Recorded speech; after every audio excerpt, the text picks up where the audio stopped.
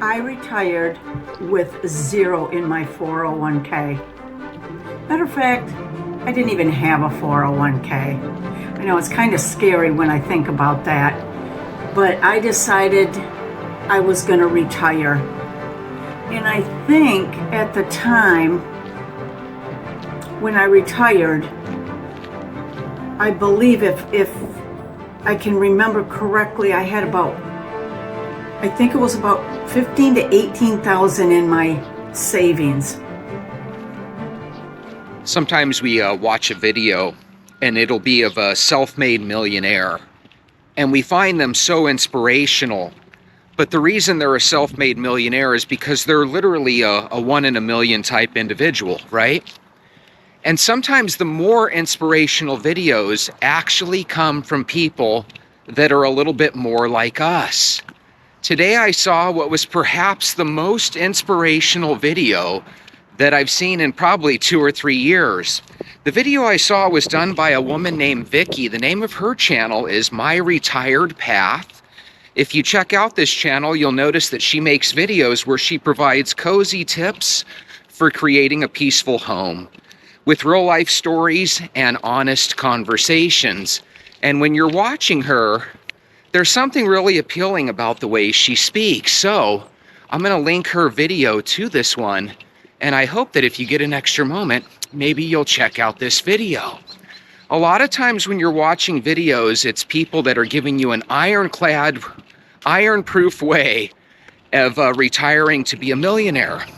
One thing I noticed is that a lot of times the average senior citizen doesn't necessarily want to spend extravagantly, and a lot of times that excess money they save up through their lifetime ends up going for things like medical bills.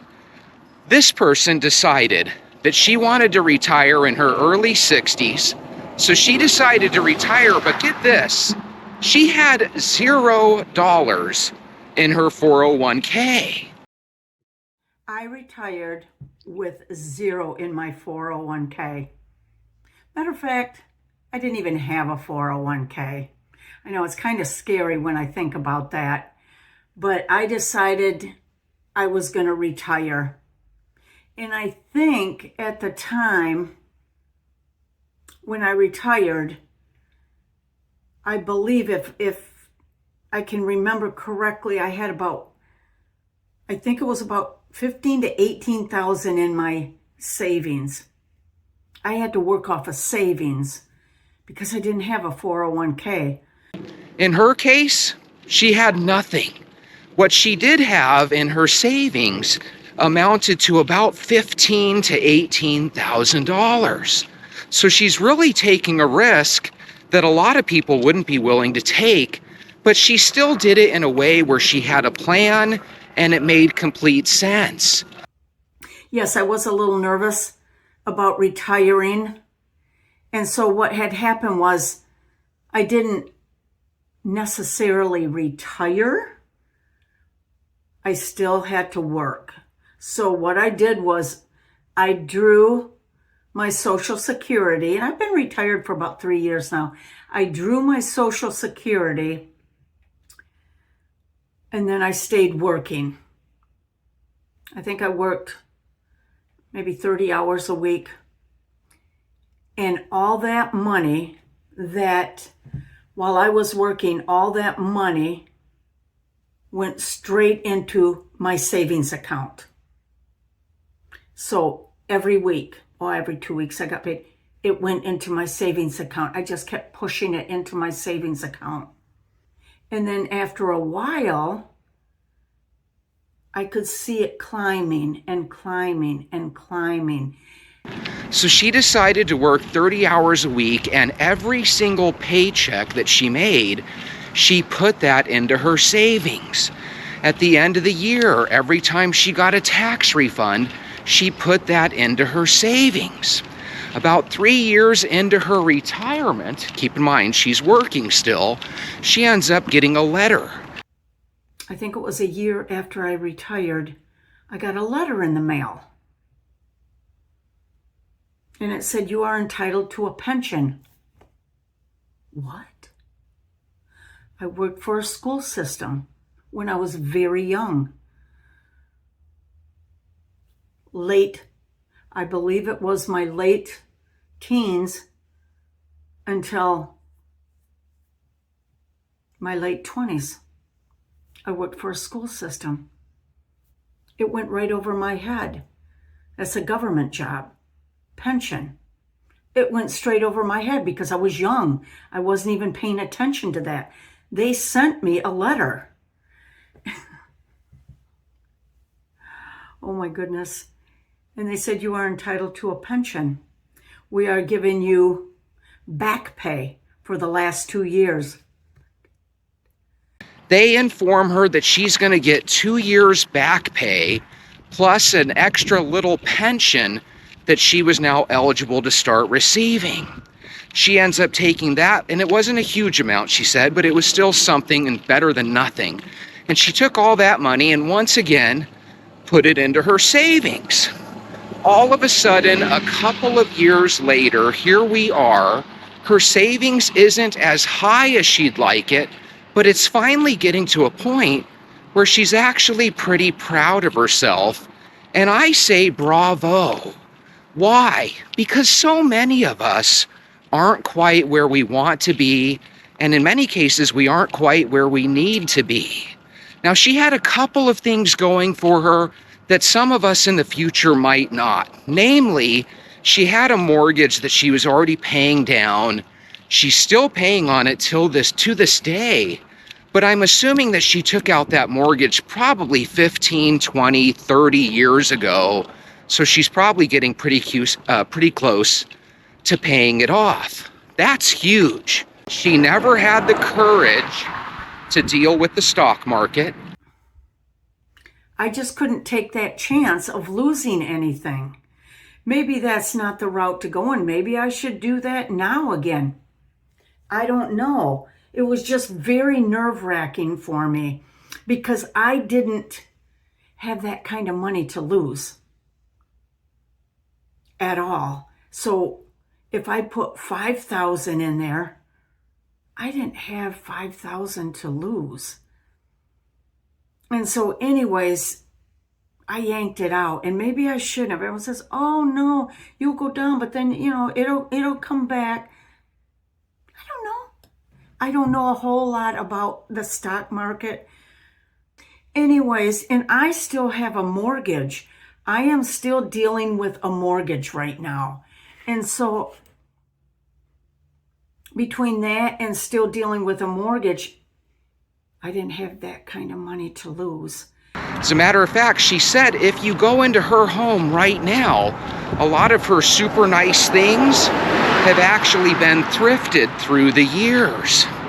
So yesterday, we go over an Anton Daniels video where he basically says the poor people are cursed and shouldn't have children. And then today we get a video that's kind of on the opposite side of things. It's Vicki, who retired with absolutely nothing, but because she was willing to put some strategy and have a game plan, all of a sudden she comes out with a giant W.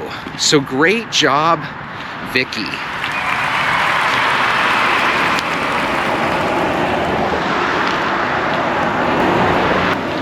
I'm a big fan of Goodwill.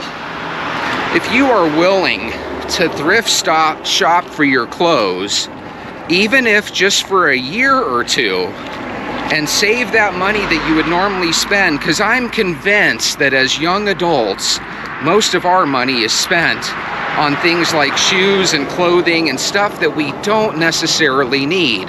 Can we validate buying a pair of pants and a shirt? Of course, you can always validate it.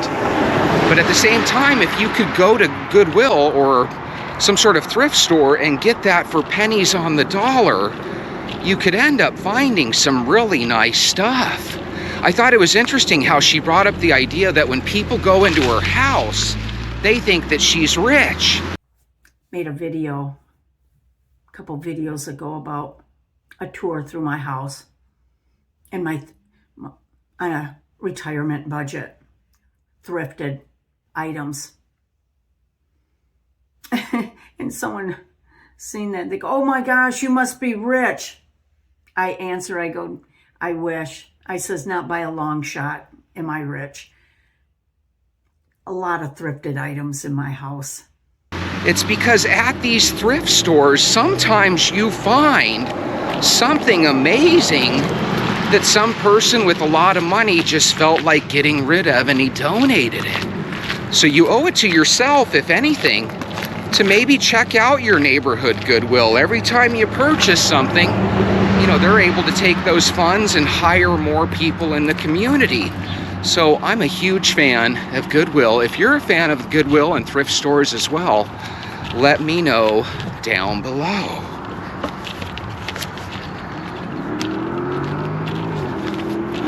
I watched a video about a year or so ago, and it said that the average retired person spends under $300 a month on entertainment. So if you have $1 million, what are you gonna do with all that money? Now, if you have a lot of hospital bills and you want to pay off all the balances, that's wonderful. I suppose there's some place we could spend your money. But if you can stay healthy, which it looks like Vicki has, if you can stay active, that's why I always tell people, if you're gonna retire, if you're gaining weight, you're gonna probably perish. Stay working, keep your shoes on, let's walk daily. Even if you don't want to work, walk daily so your body feels like you're doing some sort of physical task. I always hear about people retiring, and then all of a sudden you're like, oh, did you hear what happened to Joe? No, what happened to Joe? He passed away. For some reason, when people work, they live forever, and when people retire, they end up going in the grave, and they end up leaving their family quite a bit of money because there's always a bunch of money they didn't get around to spending. I have to chuckle. There are so many people that say, do you think I can retire on $1 million? Will I be okay with that? Get out of here. Are you serious right now? God. Makes you wonder, should everybody retire early? And if you still like working, do what Vicki did, get a little part-time job, and there you go. You don't need $1 million. You really don't. Are some of us going to have some catastrophic health problems? Yes, but you would be better served to actually try to become a more healthy person than try to save up $1 million to cover your health expenses. Just my opinion. Carol Widowed says, Carol Widowed. God, what a sad name. It says, I retired at 60 being a widow. I got my hubby's Social Security and a small pension. I sold my home in Charleston and put the money away. I work part-time helping other seniors, which I absolutely love. Carol, that actually sounds really uplifting and encouraging. Maybe we all don't need to stress out that our 401ks aren't where they need to be. Maybe we don't need to stress out that we don't have any money in an IRA account. Maybe what we need to really stress out about is, let's come up with a plan. If you come up with a plan, it could be as simple as Vicki's. Vicki's was like, hey, I'm gonna retire right now, because you don't know if you're gonna live for very long. You might as well retire and start getting your benefits, right? And she said, instead of working till I'm 70, I'm just gonna work a part-time job while I'm drawing my Social Security. And it looks like it worked out really well for her. Imagine going from 45 or 50 hours a week, pinching pennies. Now you can go down to 30. All of a sudden you start to get your health and your life back. A lot of us feel like we're slaves to our jobs. Well, when you start working 30 hours a week, when before that you were working 45 or 50, 30 is nothing. And if her savings account keeps growing, Vicki's going to be able to totally quit working someday. Nancy Soto says, your story is more common than you realize. Kudos to you for being real. I have a feeling that there's a lot of people that retire with just their Social Security. A lot of times we look at that and we say, oh my God, what are they going to do? And in the future, with the cost of everything, it's a lot easier to say, what are they going to do? But the idea behind America is supposed to be that at some point in your life you start paying on a mortgage, and ideally you retire and you pay that bad boy off as you retire. That would be the ideal. The problem is it's not happening anymore. I don't know very many young people that are already into a 30-year mortgage. And the way we are in this country, a lot of times we call it a starter home, right? So your grandparents bought a house and they stayed there forever, but people nowadays buy a starter home, and every 2 or 3 years they're trying to sell it and upgrade. Maybe that's part of the problem. Simon says, I'm 51 and your video meant a lot to me. Life didn't go the way I expected financially, but I've been rebuilding slowly, intentionally, and with more clarity than I ever had in my 20s or 30s. Simon, when you're in your 20s and 30s, you have this endless energy. You start to get in your 50s and 60s and 70s and you don't have that much energy, but you still got to stay positive. And that's what I love about this video. Not only did it show me that Vicki's capable of retiring with 0 in her 401k, but it looks like a lot of people, based on the comments, are doing the same thing. You can't live like a person on permanent vacation, right? Maybe you could if you have $1 million in the bank, you could live that life, right? But if you're the type of person that just loves watching Price is Right from home and you don't spend too exorbitantly, I think you could make do with just enough to pay your bills. Is that ideal? No, but I don't hear too many seniors complaining about it. Well, I take that back. At Farnsmark says, thanks for sharing. More of us are in this boat than you realize. See, that actually makes me feel good. Jesse, is that because you like hearing people struggle? No. It's good because misery loves company, and maybe being unrich, poor, dare I say, maybe it's not as horrible as we all make it out to be. I mean, if you ever looked at the poor people in this country, most of us still have food in our stomachs, most of us still have a cell phone in our hand, and most of us still have a way to make it through the day. We're really blessed to be where we are.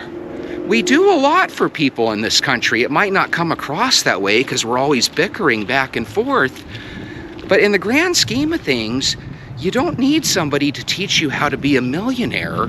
You need somebody like Vicki here to teach you that it's okay being just where you are. Or maybe I should say it's not as horrible as you think. And when it comes to your physical health, I believe the same thing. You might be as quick as 30 or 60 days away from changing your health. How do we do that, Jesse? We put on our shoes and we walk every single day. You might not know it by watching this channel, but I've been walking every single day for the past like 500 or 600 days. And if you join me, one of these days you're going to look at the man or woman in the mirror and you're going to be in some really good health. What we do here at this channel is we urge ourselves and urge the viewers to do baby steps. Maybe you can only do a 10-minute walk right now and you're huffing and puffing. But maybe this time next month you'll be able to do a half hour with the rest of us. And maybe this time next year you'll be walking little 5 and 6 mile marathons on the weekends. It all starts with one step, but it all starts with a plan. And that's the real reason I like to walk, is it's the best place in the world for a person, regardless of your background, to create a plan for yourself. I think things do seem hopeless when there's no plan, but if you have a plan and you stick to it, before you know it, shit starts to go your way. Can I get an amen? Sheila says, thank you for sharing your story. I think you make a lot of people feel better. Vicki, I think you do make a lot of people feel better. You made me feel better.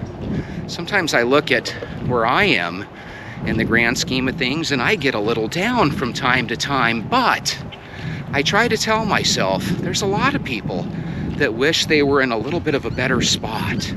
But that doesn't mean you should be upset at where you are at. The real important thing is that you're starting to realize that you need to make little changes in your life.